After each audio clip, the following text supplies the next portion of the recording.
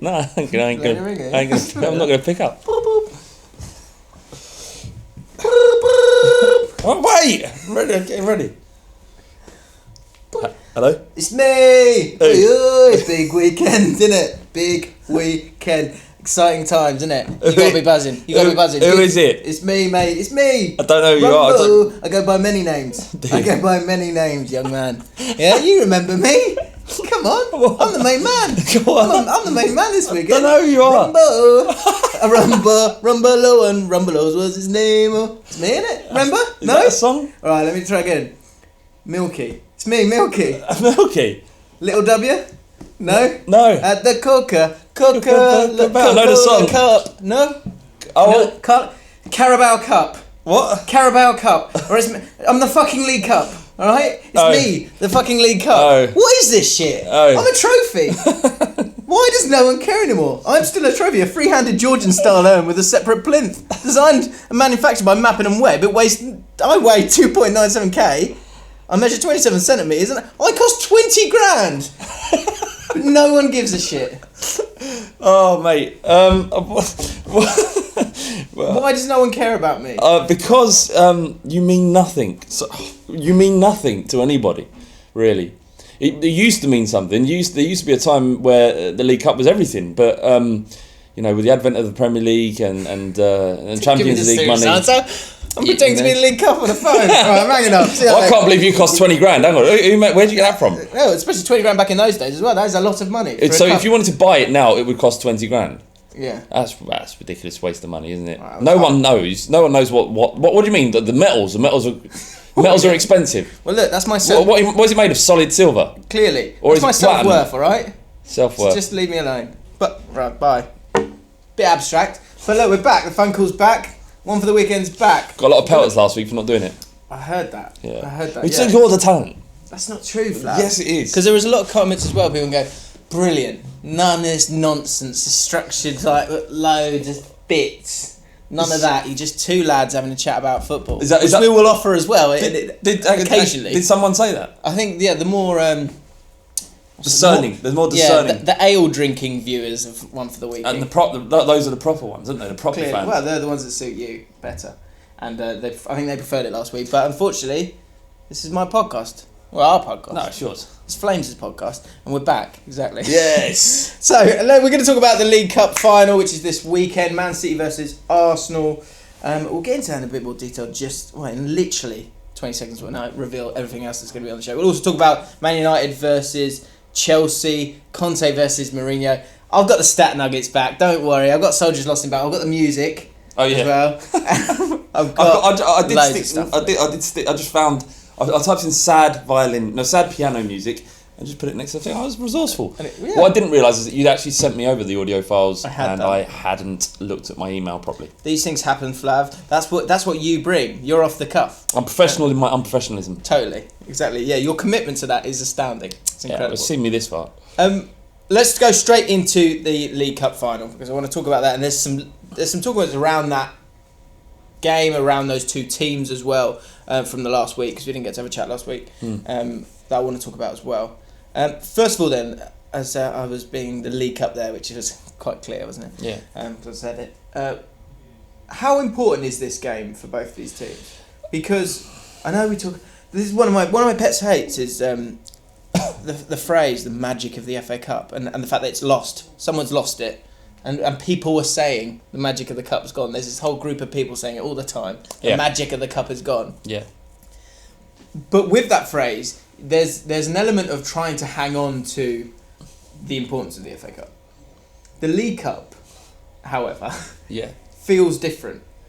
It feels like, and this is more a comment on where football's gone wrong, in my opinion, is that the League Cup, trophies aren't valued anymore.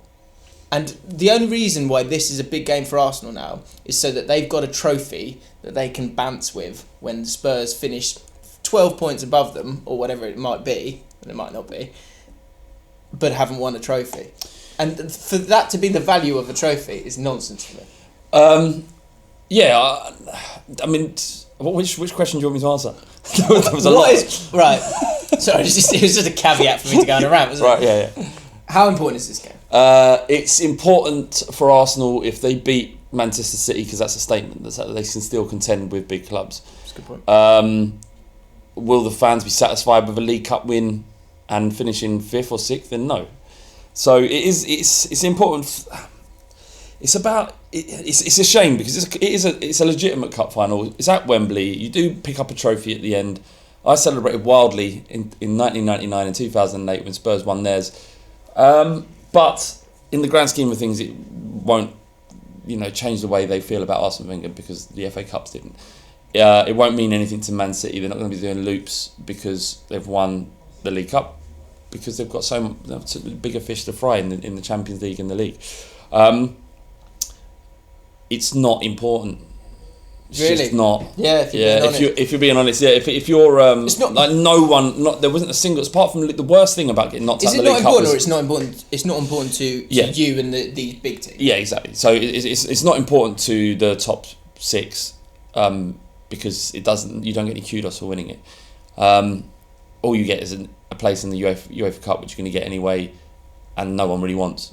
So the reward of it is minimal. There's no kudos and there's no Champions League football at the end of it. Again, for you. But I know, my mate Craig, Stoke City fan, he is desperate for a cup. Right, so no, and it means he is devastated when they go out of the League Cup, and even more devastated when they don't play their best team, which he kind of understands. But the bottom line is that he wants days out. Yeah, so you're asking. I'm asking purely footballing sense. Yeah. For a fan, it's incredible. Like some of my best memories of beating Chelsea 2-1 of a horrible Woodgate goal. It sort of bounced off his face. Yeah, it was terrible. Probably the worst goal to ever decide a cup final. I think it was the worst goal to ever decide a football game. It was terrible. But as a day out, your fans all together. You descend on London. You take over Wembley, or you're half of the pubs and the walk down Wembley way is always very interesting because police can't really police it properly and there's scuffles going on and people getting their noses broken. Well, yeah, a couple of times. That isn't while that isn't good at all. No one should get their nose broken. Stabbings. There's people getting their heads. They're stamping on their heads. They're stamping on their heads. There's something very, very thick. Breaking ribs. Thick in the air, and it's a special type of atmosphere that you don't get at games anymore. And the irony is it's a brand new, kind of new Wembley. But moving away from the violence and all that stuff, and it's a great day out for fans. That's important. But the actual game and the actual is only important depending on who you're playing. If Spurs played Arsenal, it would be devastating to lose in the League Cup final, as it would any other game. But I also think the dominance, footballing sense, probably should just get rid of it. I would disagree. I would add that to the pile of things that should just... That's in your give up pile, isn't it? Respectfully remove yourself from the game. We'll be talking about... I want to... Flav, if you don't know, this is Flav, and I'm James. And Flav... We are. We are. Flame. And Flav likes to have this idea that there's this sort of room where people go and just give up. Yeah. On life. And we're going to be talking about Alan Partridge later on in the podcast. Never give up on life. And about West Brom and after the week they've had, what do they do? Yeah. So don't give us... I won't. Save it for later. Yeah. Back to Arsenal Man City. A couple of stats for you. Arsenal have won only 2 of their last 11 Premier League meetings against Man City, drawing 5 and losing 4. So I haven't got the best record against Man City. And I thought this was a good one as well. More stat nuggets to come, by the way, don't worry. Arsenal have recorded only 2 victories in their last 16 Premier League games against the fellow Big 6 teams. Drawn 6, lost 8. Yeah. Beating Spurs in November, Man United in May last year. So, well, they're the worst of the top 6, aren't they? So, I mean, does that stat says it for all to see? Like, I think everybody understands that they're probably the weakest out of the top 6 as it stands currently. And the form over the last year would dictate that. Yeah. An Arsenal optimist would be still waiting and hoping that the Aubameyang stuff kicks into Inevitably will. Yeah. You can't have a player as class as Aubameyang and Mkhitaryan and it not to have some positive impact on your club. Yeah, I'm not saying that they're a bad football team. They're not. They're a good football team. It's just currently out of the top 6, they're the weakest. And that stat would probably back it up. But it's just about your home ties. Like those games against Man United and Spurs, they're at home. And typically, top 6 sides don't lose games at home, even against each other. So it tells you something, but not everything. For Man City, I think we said it on Monday before. You were like, we're going to win the FA Cup, and I was like, well, hang on, but Man City got Wigan. But if Wigan could do something as we walked out the door, the last thing we said was, well, maybe Wigan could do something. and lo and behold, they did. Yeah. So that's great for Arsenal in terms of going into this game, because that was, I guess you're hoping with a team like Man City have got and the form that they've been in, that this can create a sort of mini wobble. Yeah, you can, but they lost a man very early. Yeah, shouldn't have been sent off. But that shows you that anything happens in football as well. That people do, if Arsenal can, and this sounds mad, doesn't it, for two teams that are such huge clubs. But if Arsenal can hang on till 60 minutes and then you get to a point where the complexion of the game starts to sort of change a little. It depends how they set up, really, and I think they only know how to play one way, which is one of the criticisms of Wenger. And as a result, they can often be exposed at the back defensively. The way they play and the press they utilise means that they can be exploited, and that's the last thing you want to do against Man City. So what Spurs did when we went to the Etihad is we tried to match them, and on their day, if they're in their pomp, they're unmatchable. They are incredible going forward. So I expect Manchester United to win. It's Man City to win, but I think Arsenal do have it in them to pull up. Not so we saw it last year in the semi-final of the FA Cup. They can do it again. They'll be up for it. Aubameyang might light up this final. Might be his launching pad. You just don't know. And to be honest, I'd rather see anyone in there apart from Arsenal. But as a neutral, I think it'd be a great game of football. I think for me, I can really see Man City winning this by quite a way. The reason for that is centre of midfield. I just can't see how Arsenal are going to stop them in any way. And the only way they probably could do it is by outpassing them. And you're not outpassing Man City.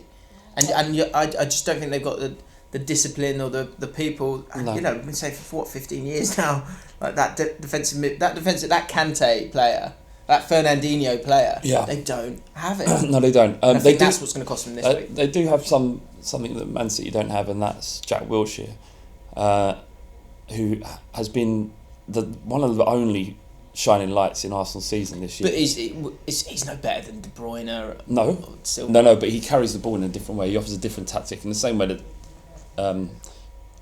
when Jack Wilshere gets on the ball, the players can trust him that he will find them. He will create a scenario where Man City are being pulled out of space, which enables Aubameyang, Mkhitaryan, Lacazette if he comes on, Iwobi to gamble. And that's what you have to do, because you're not going to pull Man City out of shape without doing something that's a little bit maverick.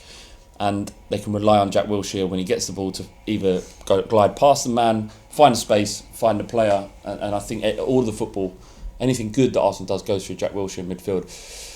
The problem is he's got Granit Xhaka next to him, who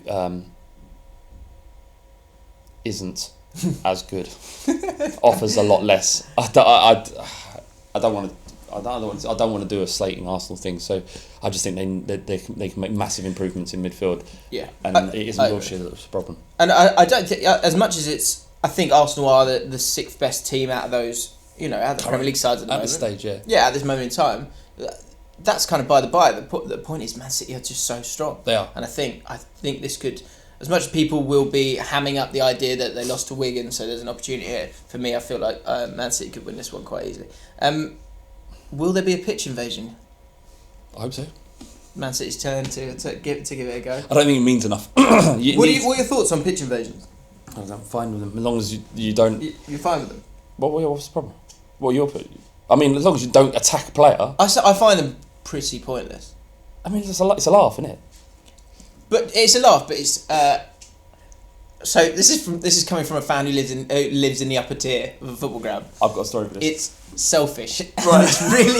It's annoying. It's annoying. Like you walk going onto the pitch. I don't really know what you're getting from it. Well, it's just. But what you are doing is you're stopping that moment of the players and all of the fans having a moment together. Right. Two things. Maybe get a lower, sit in a lower tier. You can't see the game as well. Noted. And I don't know. The other ones just cheer up, I guess. I can understand it though, because when I was at the last game of White Hart Lane, I feel like every reference comes back to Spurs and me, but I don't know much else. So, White Hart Lane, last game of the season, as you saw, thousands of people, the entire bottom tier just run on the pitch. And me and my brother were like, how do we get down?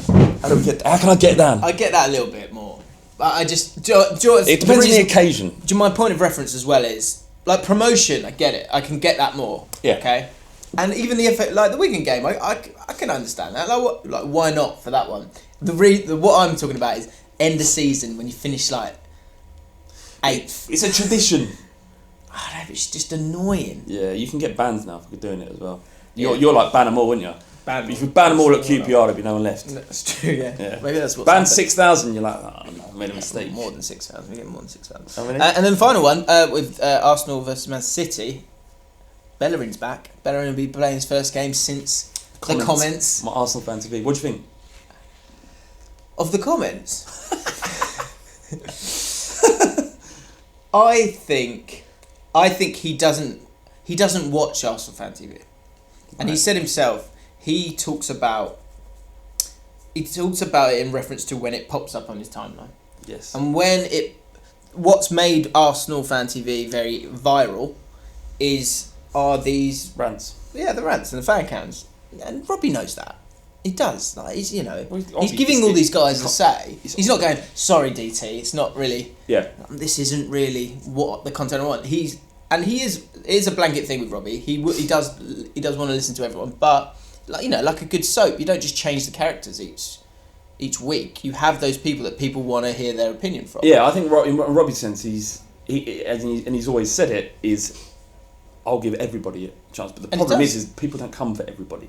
They come for DT. They come for troops. Yeah. And so the perception, not from Robbie's perception of giving everyone a chance, but from someone outside of it, and Hector Bellerin is outside of it, the only time it comes into his consciousness is when there's been a defeat or someone's tweeted saying, have you seen this or seen that? So then the perception that he has of it is that top line, and the top line of Arsenal Fan TV is Troops and DT and all those guys. Yeah, of course it is. So that's what he's aware of in terms of that channel, which is not the true.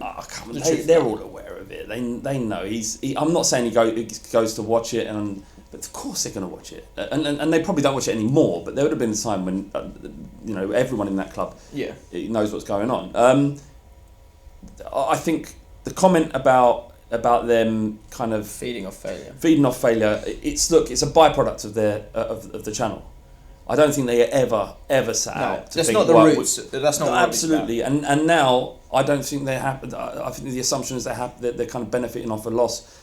They are, because more people watch the channel, and then you get paid per view and all that kind of stuff. But I don't think he's there every single game. Yeah, the point that he said he's not that's not a real fan is in the same way.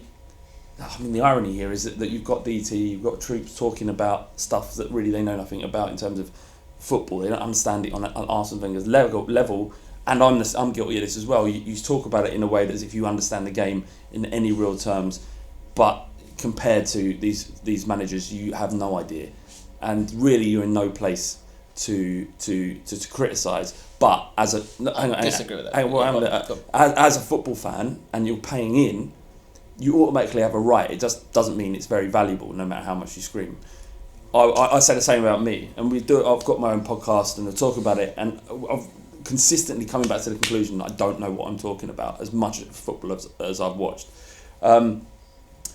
So there's that issue. I think that there's a wider point, and I think the frustration that Bellerin showed was that this is obviously having a negative impact. This is having a negative impact on the players. They know about it. It's in their psyche, and that can't be. It might be positive for change. It might be positive about getting Wenger out. But in terms of the performance on the pitch, knowing that's how vehemently they're thought of. That the stuff that's said, like, he's a fucking waste man. Get him out of my club.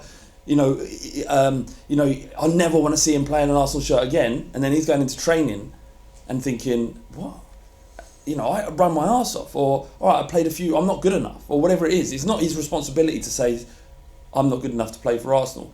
In his head, they're going to remember the fan cams, they're going to remember all of it. But because they feel better after the game, a little bit better after screaming down the lens, that doesn't mean that isn't left a kind of periphery odour, that it doesn't infiltrate the club in some way.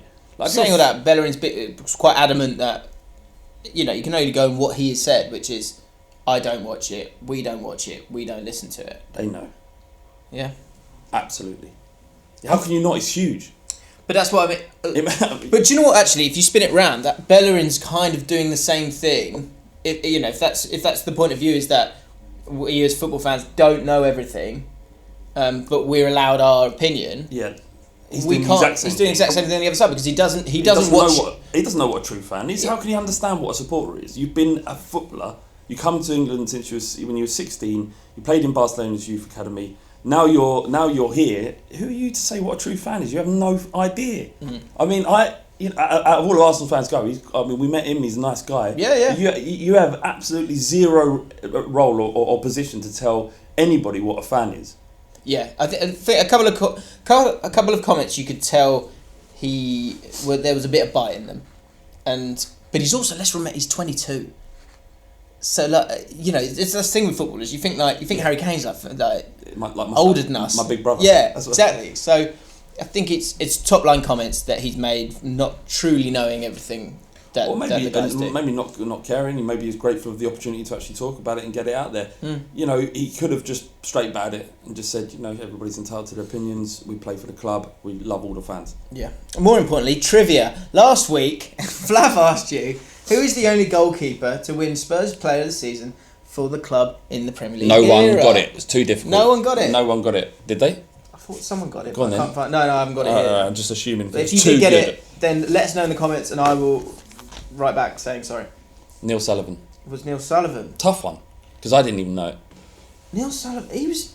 There are players who go, oh yeah, he played for blah blah blah. Neil Sullivan. He was the goalkeeper who got chipped by Beckham from the halfway line.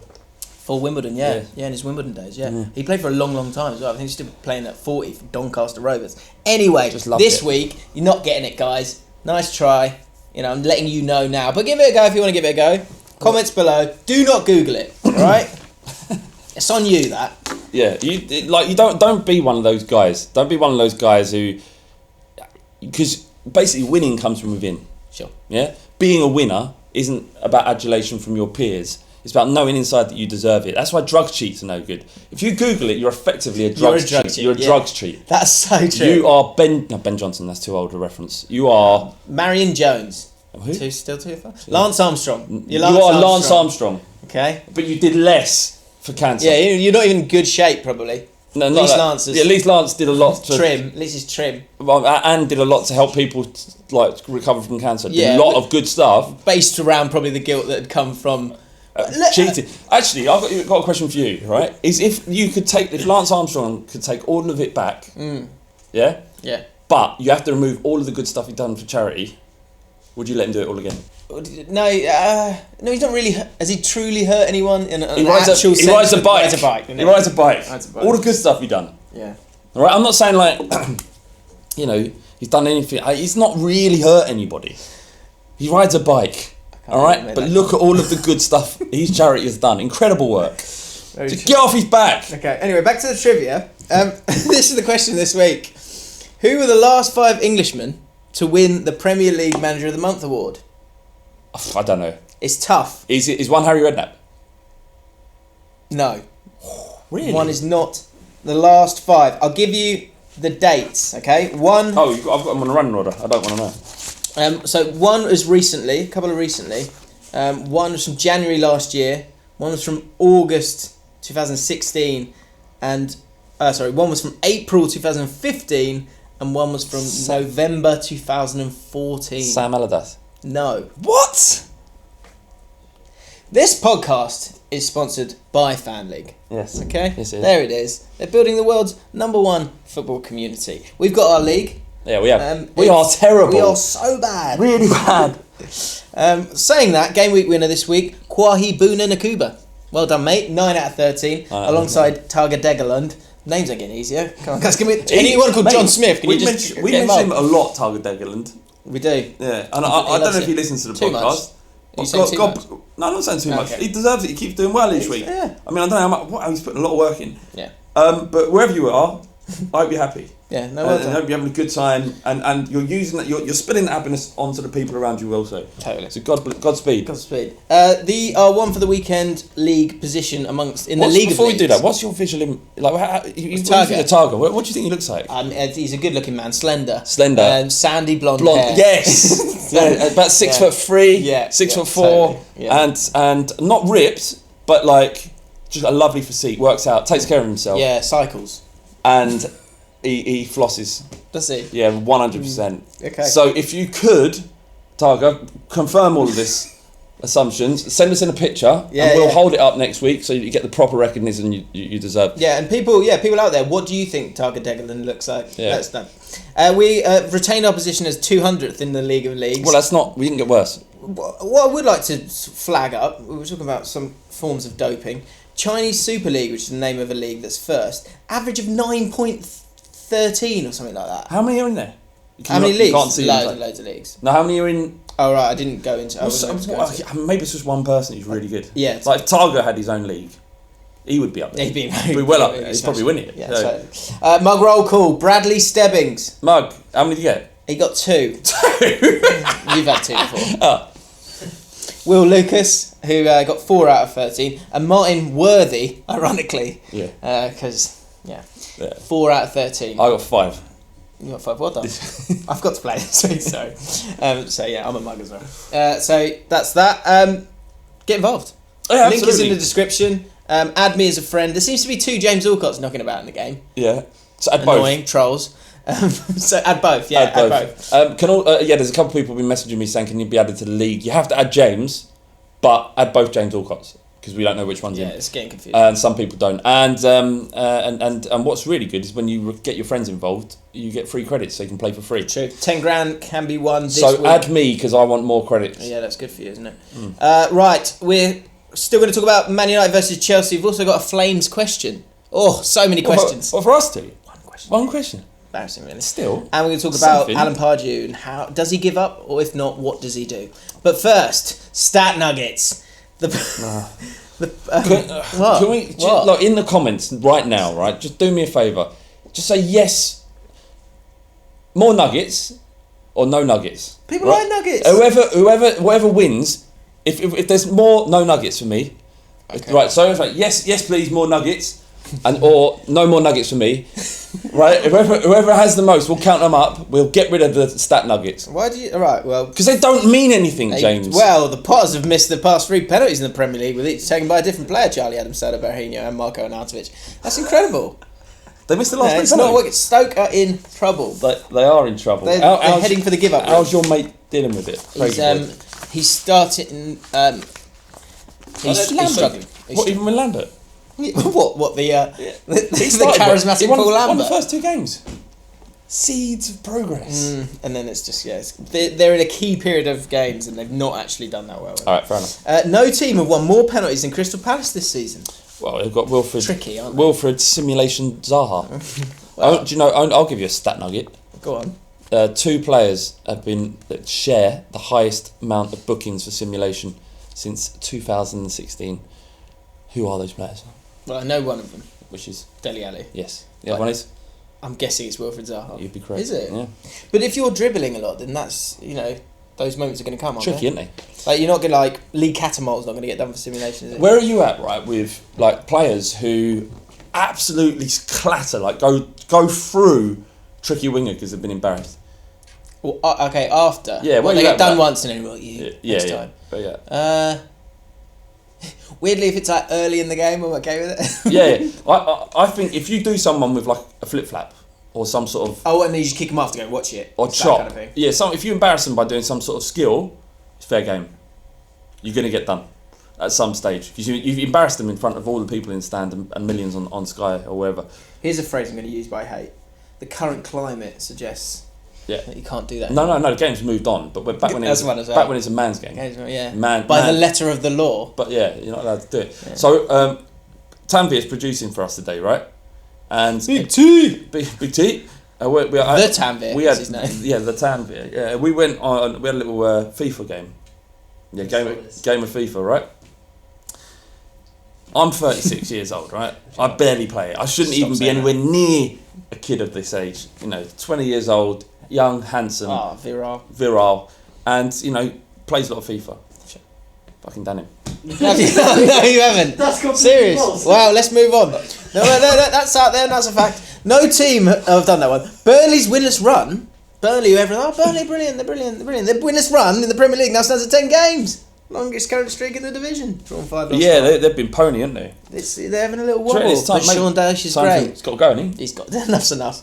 He's got to go. Wouldn't say it to his face. Yep. Only Tottenham, 15, have won more Premier League points than Swansea since Carabao took charge of the Swans. Love him. You're such a hypocrite. I'm not an hypocrite. You're going to turn on him. He'll get to look. Someone clip this up now. He says he loves him. I swear we did the same thing about Paul Clement last year. November, he'd be like, "It's time to go." Yeah. You're such a fair weather pundit. Yeah, pundit, bloody hell. Look, he's come in.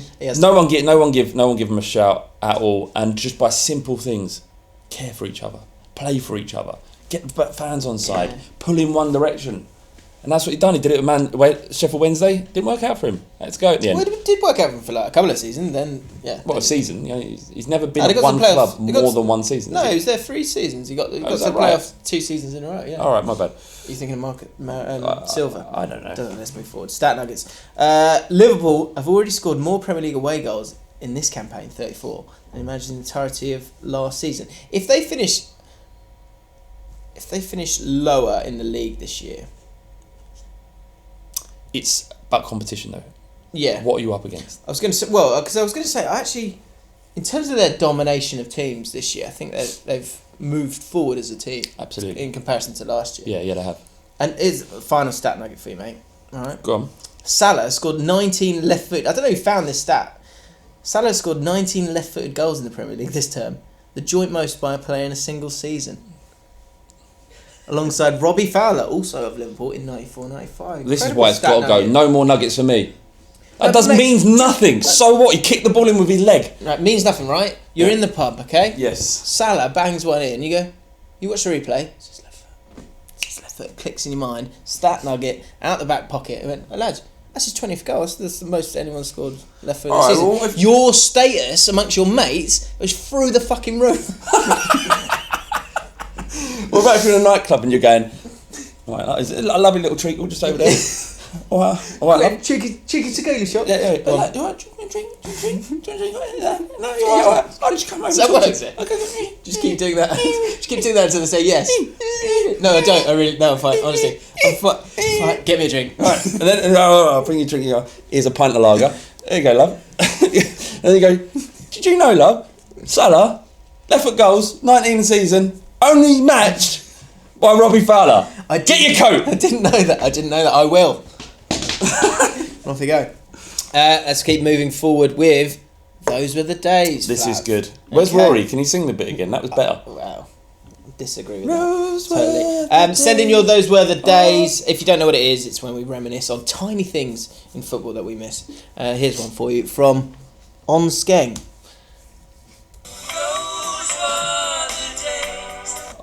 On Skeng? On Skeng's his name. Is that a thing? It means a gun.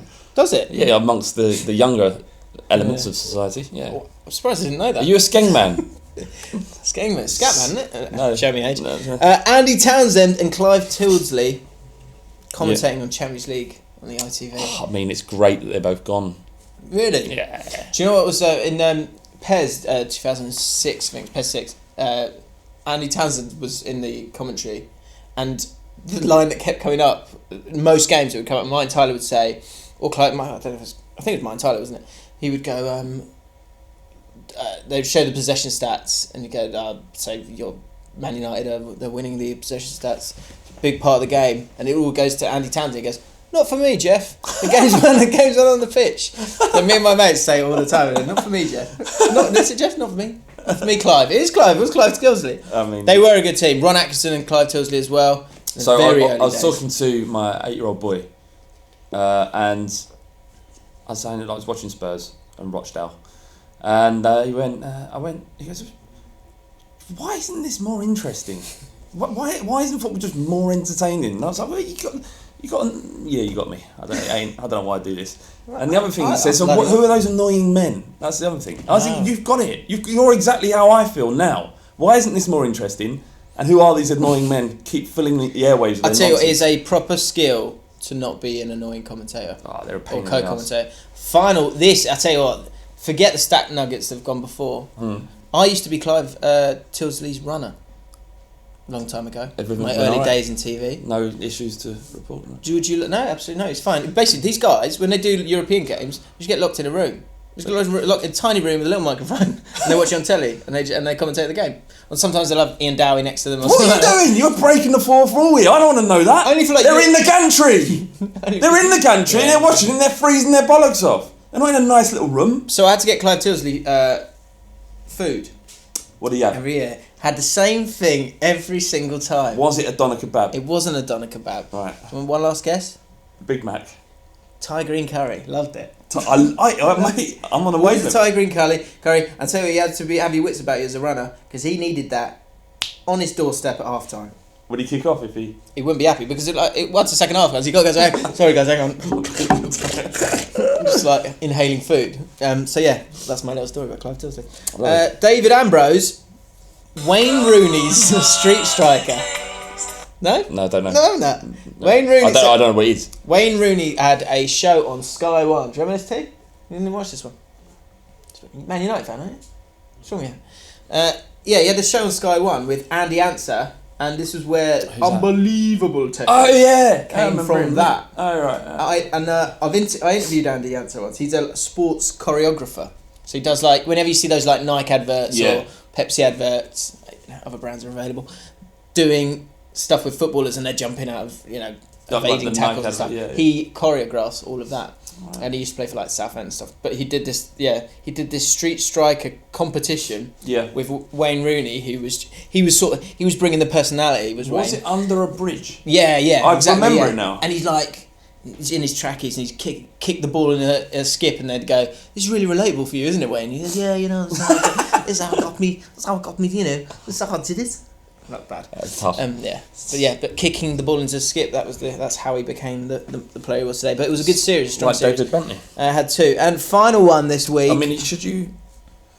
I don't know. Branded... Am I doing it? Nah. Really? Nah, well, up to you, go on then. So you're on your head. Be it on your head. I'll just say it. Go on.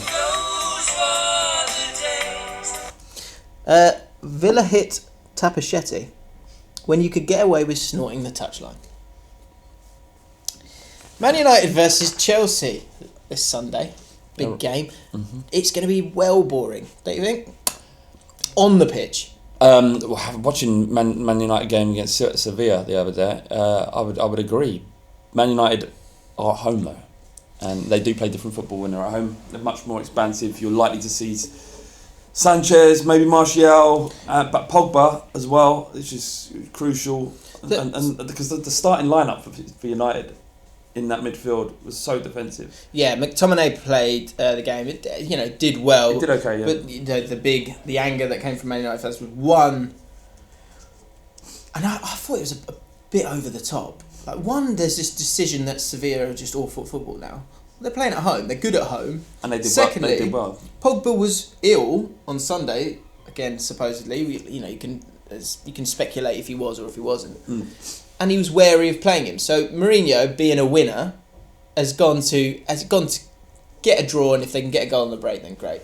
They could have played a lot better. I think it was I watched the ITV analysis of it, and it was quite clear that they did miss Pogba, because not just they missed Pogba, but they missed someone in that area in between the sort of the midfield and the defence, in between the lines, picking up the ball and turning and then doing something, and it led to them just being a bit like they were against Liverpool earlier in the season, the away game, just solid.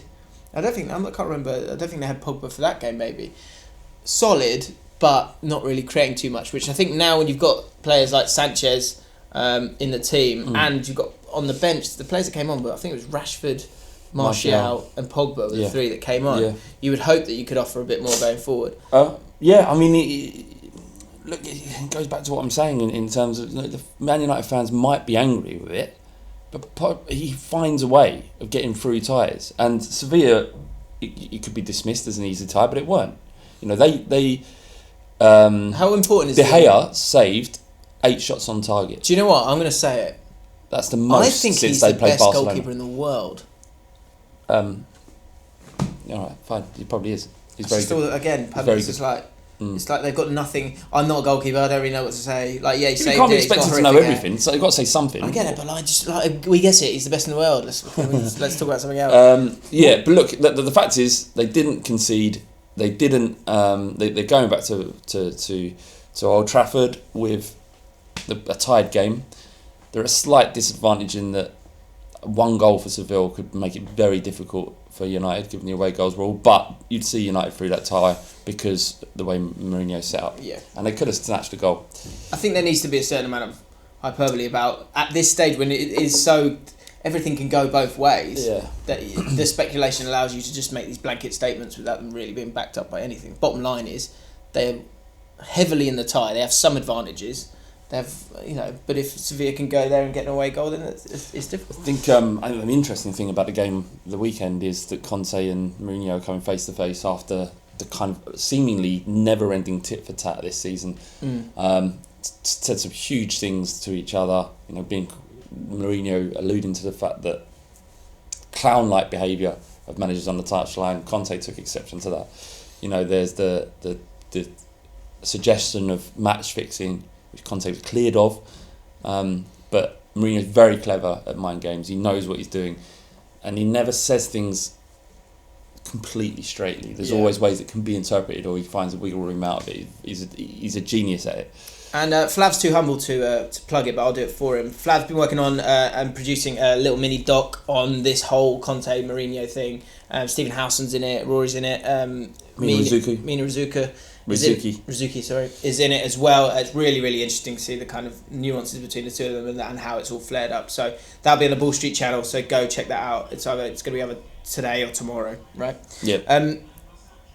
There's a prediction for me. It'll be interesting to see if it happens. Pogba got on really well with Conte. Really, really well with Conte. Yeah. If there is something happening in terms of the relationship between Mourinho and Pogba was ready to play on Wednesday and didn't start because Mourinho doesn't believe in him or any of that stuff that people want to create. If I was Conte and I wanted to wind up Mourinho, I'd go straight for Pogba and give him a big hug at the end of the game if you win it. I think that would be an excellent tactic, going in the pressers beforehand. Just saying how much he admires Pogba. Yeah. That would be genius. That's exactly what Mourinho would do. I'd love to see that happen now. I think Conte should do that, man. Definitely. Yeah. The game itself, I think it's... when he played for me, he was one of the most influential midfielders in the world. I was able to get the best out of him. Yeah. He hit new levels. Yeah. Hasn't hit him yet. No, it's just... it's confusing for me to see him struggle because, he's a world class. Yeah. Great player. The game itself, what do you think it's going to be? I think it's going to be terribly boring. And my head is saying Hazard 1-0 Chelsea. I can't split them. I don't know. And I'm going to have to pretend that I do and say that Man United have to. I can't split them. I don't know. I don't think it's going to be a very interesting game. I don't think anyone thinks I actually know. It's just my guess. It's just that usually I can bullshit my way through stuff.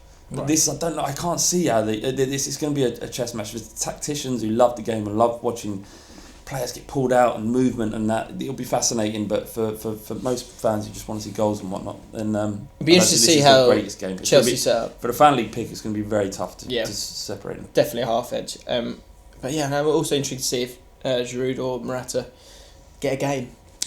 I don't know if they do. I'm not sure if they do either. No. Because I thought that defensively, in a team that you would think would be a bit flimsy when you haven't got a target man, I thought they were really strong against Barcelona and Chelsea. So. They were excellent against Chelsea. Can I just put this out there, right? Barcelona, the most boring team in football, right? Is that all right? Can I say that? Saw that. I would rather watch Stoke against West Brom than watch another Barcelona game. It is so dull. It's like, pass that one back. I'm not going to do anything exciting apart from when Messi, and I remember Messi goes, don't tell me what to do. I ain't playing all this tiki-taka bollocks. Yeah. I'm Lionel Messi. I get the ball, I run. That's what he says, and they can't say anything because he's the best player in the world. But the rest of them, Yeah. I actually finished that game thinking, you know what? I hope Chelsea do. I didn't go that far, but like I was just thinking, I love English football because it's fast paced. All right, it might be not technically as great as Spanish football, but it's power and pace and blood and thunder. Totally. Total blood and thunder. It's just more interesting. As soon as Chelsea got the ball, I stood up. They're moving. The pace. They're trying to attack the game and take hold of it. They're willing to sacrifice a bit defensively in order to just change the mould and the way in which Barcelona were playing. I was bored to tears until Chelsea started to turn up, and given the way they played against probably the most effective team in Europe, despite having Paulinho in it, and another thing I'd like to say, draw a line under that. It's like therapy. Paulinho is dog poo. He's dog poo. He's definitely toilet. The Barcelona midfielder Paulinho is. That's right, dog poo. So, you know, Chelsea, if they can play anything like they did against Barcelona, although they'd be forced to play a different game, you can see them edging it. And I can't see Giroud and Morata starting. I think they'll play the false nine again with Hazard. Another prediction for me. Yeah? Paulinho to knock out Spurs. Yeah. In the next round. Mate, 100%. It's happening. Look, I was watching it and thinking, we can do these. We can do Barcelona. Really? Yes, I was watching that. I was out there. Why not? They're there for the taking. Why not? Okay, right. It's that time. Please don't clip that up when we get done. That means I'm not significant enough, which is the glorious thing about it. No one's going to bother doing that. Right. Soldiers Lost in Battle time. Introduce it properly this time, and I'll play the music properly this time. Okay. Soldiers Lost in Battle is the moment where One for the Weekend podcast takes a moment to recognise the fact that despite everyone's love for football and everything that they do in life to watch the beautiful game, can sometimes be taken from them by idiots. Perfect. That's lovely.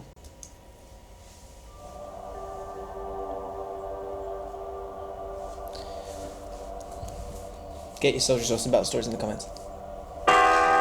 Nate Young. Back in 2010, I went with a bunch of mates on holiday to Ireland. As one of the only few in the group who cared about football, and one of only 2 English guys, I spent most of the trip trying to convince everyone to skip the beach and watch the telly instead. I eventually wore everyone down so that we could watch England's opening group stage match, a transatlantic clash against the United States. All my apathetic friends who wished we were still surfing were quickly silenced though as Gerrard scored an early goal, clearly demonstrating that England were on the road to the final. My celebrations didn't last long though. All of my Scottish and Irish friends cheered wildly as Rob Green gave the most inexplicable fumble to allow the USA the most simple, stupid of goals. What a fool I felt sitting in the company of these mockers. How I wished we'd all just stayed at the beach or done anything else. For the first time in my life, I wished I wasn't English. For the first time, I wished I wasn't a football fan. But then, as the sounds of the jeering subsided slightly, things got even worse. The only other English guy, who I'd assumed was my sole ally, tried to put a brave face on things. He turned to me and said, "Oh well, at least it's only a friendly." If you're going to be an England fan, you should at least know a World Cup group stage match when you see one. I don't know what was worse, the taunting of my non-English mates or the cluelessness of my one friend I thought I could rely on. This is a warning to other soldiers. Don't go into battle if you're not sure the rest of your squad have got your back. Very good. Very good. Not essentially not exactly a Soldiers Lost in Battle, but very, very good. I enjoyed it very much. One last one. Okay. Turn it down a little bit. Is that a bit too loud? Okay, sorry. Okay. Oh shit. Ashley Thompson. It was the FA Cup final between Arsenal and Hull. Running up to this, Arsenal had not won a cup since 2005. I'd seen them lose in finals, but this was the one final where we had a chance. So there is me turning the TV on for the biggest day of my Arsenal supporting career so far. When 10 minutes in, my mum walks in and speaks the words of the devil. You're going to have to turn that off. We have your nan's 50th party to go to. 50? No one in my family knew how big this day was for me. So I get dragged to this granny-populated bore fest with no Wi-Fi or signal at a restaurant in the middle of nowhere, not knowing the score until one of my nan's friends come up to me and says, "Oh, you must be happy Arsenal won the cup," as he heard it on the radio on the way up there. I was devastated as my mates were at the pub watching the game. Bearing in mind we were only 16 or 17 at the time, hashtag fooled the pub owner. And after the dreadful party, got back to texts saying you missed the biggest day of your supporting life. How's the tea party, Granny Muncher? And fake fan. And to this day, I still don't forgive my nan for not letting me go to the pub or staying at home to watch it. Right, few things. Go on. You can turn that music off. Oh, that's nice. This is a bed. Go on. Well, like, I'm about to rip his stories apart. Firstly, how old? His nan's 50 and he's 17. There's a whole story there that we don't. There's a 32-year age difference between your nan. So how old must... 16, isn't it? Okay. Just about. Wow. That's fine. It's your choice. Hashtag fooled the pub owner is probably the worst hashtag I've ever seen. Sorry, Ashley. And has anything this got to do with an Arsenal fan? Granny Muncher. What? Is that allowed? Is that right? No, I don't think it is. I don't. Yeah. What do they mean by Granny Muncher? Please let us know in the comments, Ashley, what they meant by that. Because I've got an idea what it might be. I'm not going to say it because I'm not going to lower myself to it. But you brought this into my life, Ashley, and I want to know. I want an explanation, all right? There's been some weird little comments in this pod today. But anyway, that was Soldiers Lost in Battle. Get your Soldiers Lost in Battle stories in the comments. Caring is sharing, and sharing is caring. So get involved. Final thing I want to talk about this week: West Brom. Tough week, wasn't it? Not tricky. 3-0 defeat. Sack 2 of your chief executives. 4 players. Lose the FA Cup. The only thing that was kind of keeping you going. 7 points adrift of safety, and 4 of your most experienced players pinch a taxi in Barcelona allegedly. Yeah. So funny though, isn't it? I saw this. I saw an article talking about it and like the troubles they've got, and then I started to think about West Brom, and I think the other thing that they've got on their back is the Great Escape of 2004-2005. Yes, I remember that final day. So going into the final game of the season, 4 teams were looking to avoid one relegation spot: Norwich City, Southampton, Palace, and West Brom. West Brom had been bottom at Christmas, and I remember chatting to Jack Reed from Talk Norwich City. They were so excited about possibly staying up after going up, and they lost 6-0 to Fulham. So that ended their hopes. Southampton lost 2-1 at home to Man United. I think Redknapp was manager of those guys, so they went down. Palace were winning 2-1 at Charlton, and then a late equaliser meant that West Brom could finish 17th if they'd won the game, which they did do. I think it's Jeff Horsford, I want to say, scored a goal. I thought it was Kieran Richardson. Maybe it's just 2 from Kieran Richardson, yeah. Kieran Richardson kept them up that year, didn't he? Yeah. And so the kind of pressure of like, it's West Brom, you can do that. I think that's an added part of it. But having you here with me, and what we've realised over the weeks, months and years of our friendship is it. There's this sort of give up room. Yeah. That you like to send people. Room 69. Room 69, childish. Why is it called Room 69? Because I think it's something that's related to Room 101, and 69 was the first number that came into my head for some reason. Was it? Okay. Where you tell people to give up. Get in the room. Life. Yeah, just sit down. I think I don't want to go over this again, but there are people in the sport that they're nicking a living, right? And you get stupid chairmen that don't know any better, or stupid managers, players. You need to just get away to save the fans from having to endure you again. It's selfish for you to keep drawing a wage out of the game. Get in the bin, get in the room, get in the sea. Get in the sea. Whatever it is. But people need to earn a living, don't they? Not these people. No? Or do it something else. Become a cabbie. Not the same money, is Be it? a pundit. Whatever. Right. Just don't influence football clubs. Right. So Alan Pardew is the manager. Get in there. Not been going well. I think 1 win in 13. And you get. It's not great. So in the sea for Pardew. Get in the sea. Or just get in room 69 and stay there. Right. There's also David Moyes. He needs to go. Mark Lawrence can go. About that the other week. Mark Lawrence and get in the room 69. You're in there. Dreadful. What's going on in that room? So if you're. So what do West Brom do if Alan Pardew gives up? I think West Brom as a football club should probably go in the room. Right. Like, or what do? They exist. Take up space. They exist. Take up a place. Plucky little QPR could come up and take their place. West Brom. Not this season, unfortunately. No. But what do you do if you're in that situation? How do you galvanise?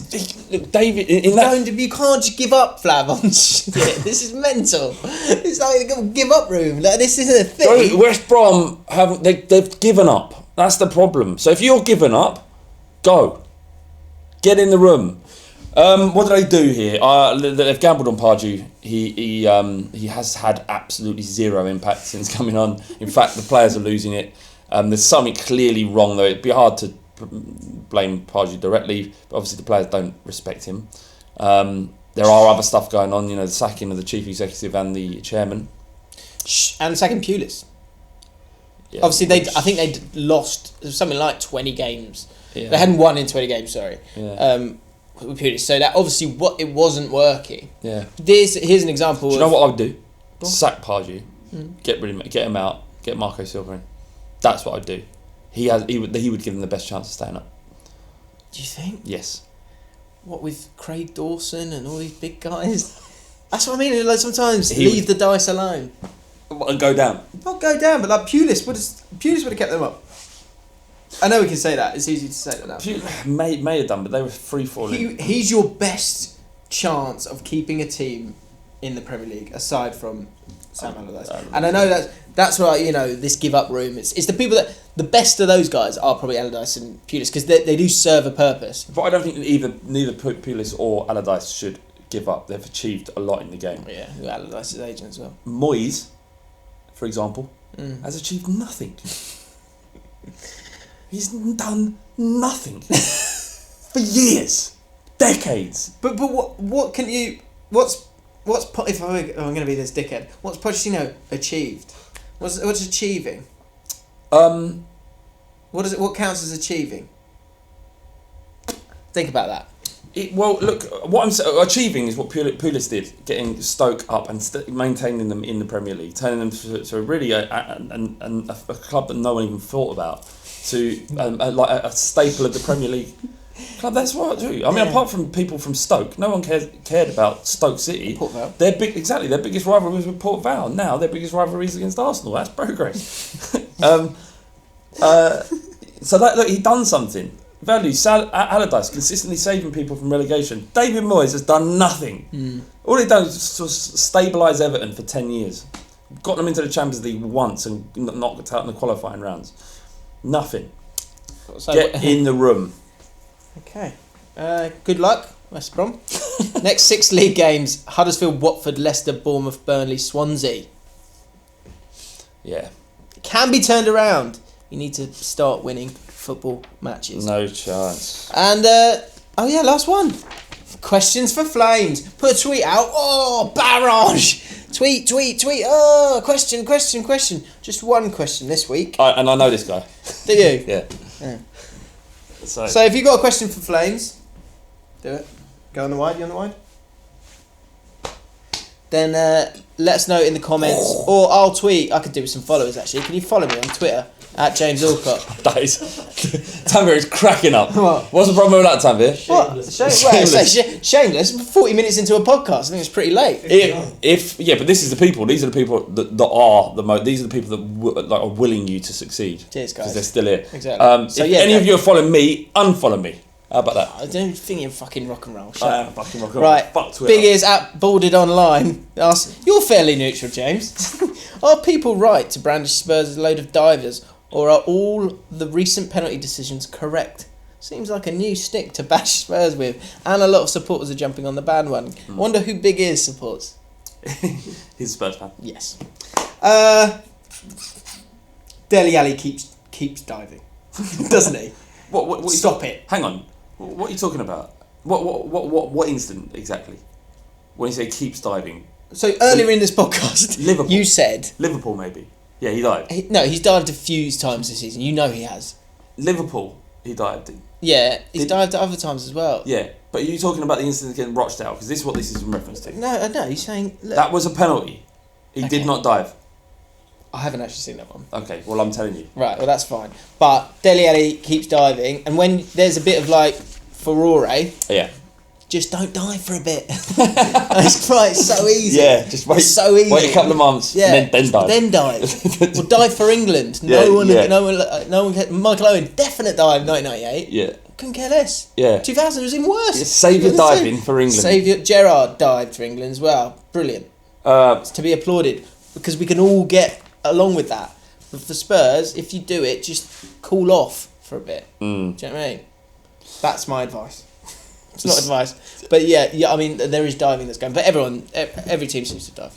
So, apart from my beloved QPR. Yeah, I love it. There is no better way to win a football match, especially against Arsenal, by diving and getting a penalty that isn't a penalty and then scoring that penalty. It's the best. Oh yeah. Like all this sort of undeserved victories are gold. They're amazing. Yeah. You got to win you got to win by skill or tactics. No, the best way is to win when you don't deserve it against your biggest rivals. Brilliant, absolutely brilliant. And we've got more chance of that happening with Dele Alli. Dele Alli diving. Yeah, true. Give him a new contract. So yeah, that's for you, big ears.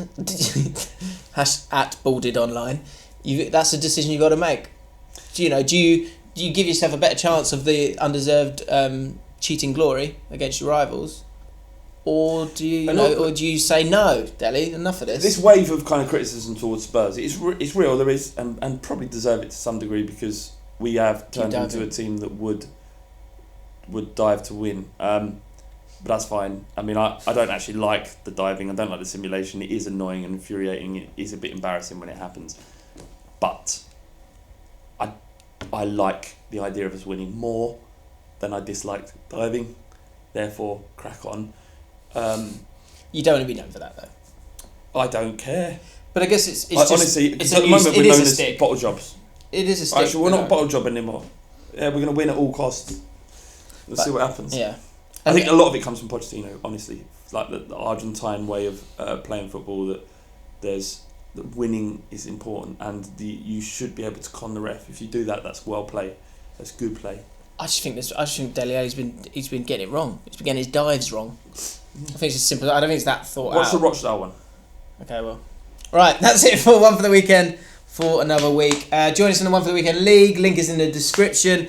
More importantly, and I'm saying that, subscribe to Long Ball Street because then we can tell you about this every single week and get you geared up for the weekend's football. I'm not sure if it's more important than downloading the app, because without the app and the sponsorship, then this disappears. It's a can of worms, I know, Flav. I understand. Chicken and egg, innit? Yeah, big time. Subscribe to Long Ball Street. Hit like. Get involved in the comments. Trivia questions there for you as well. Skip back if you've missed it. We will see you next week. Wait. No nuggets for me, or yes, please, loads of chicken nuggets. Chicken nuggets? No, loads of nuggets. Give me nuggets, or no more nuggets for me. Alright. In the comments. Okay.